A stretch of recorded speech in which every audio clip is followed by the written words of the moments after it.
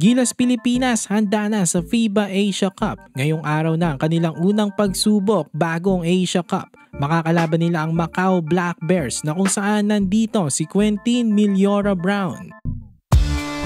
So ngayong araw ng laban ng Gilas Pilipinas at Macau Black Bears, mamaya ng 7:30 PM sa Araneta.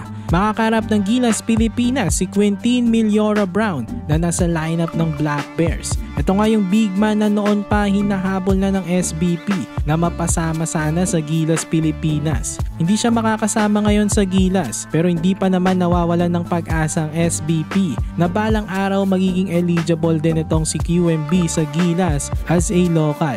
Pero ngayon makakalaban muna natin ito sa isang friendly game bilang pagkakandangan ng Gilas sa FIBA Asia Cup na nitong August na mga kabakets. August 6 nga ang first game ng Gilas sa Asia Cup kontra sa Chinese Taipei. 2 AM natin yan mapapanood sa Pilipinas. Tapos August 7 naman kontra sa New Zealand.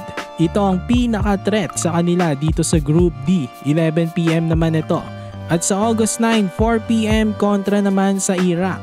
Obviously, kailangan ng Gilas makadalawang panalo para magkaroon ng malaking tsansa na maka-advance sa next round. Syempre, mas maganda kung masweep natin para siguradong quarterfinals na tayo. Ang goal nga ng Gilas ay makuha ang ginto.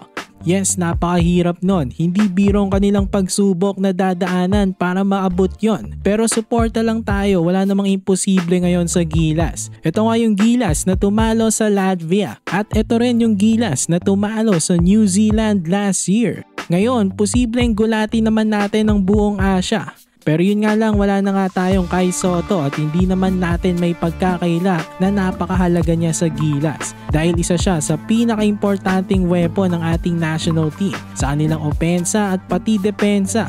Dahil doon malaking bagay rin itong si Kai Sotto. Pero may mga nagbalik at nadagdag rin naman sa Gilas pool.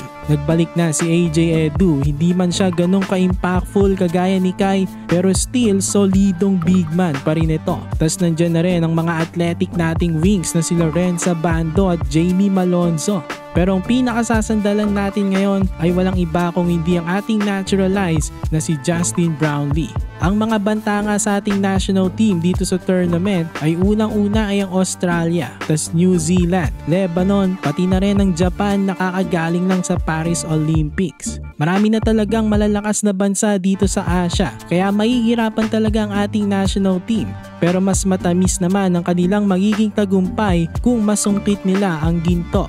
Kahit silver medal pa nga yan, impressive na rin yon. Inaasahan na mas magiging better ang run ng Gilas ngayon kumpara sa huling FIBA Asia Cup noong 2022 na hindi man lang tayo nakapasok sa quarterfinals for the first time in 15 years. So sana hindi maulit yon sa Gilas ngayong tournament. So yun lang mga kabakets, excited na ba kayo makita ang ating Gilas Pilipinas sa FIBA Asia Cup? For more Gilas content, i-like nyo na ang ating video at mag-subscribe na rin sa JB Buckets.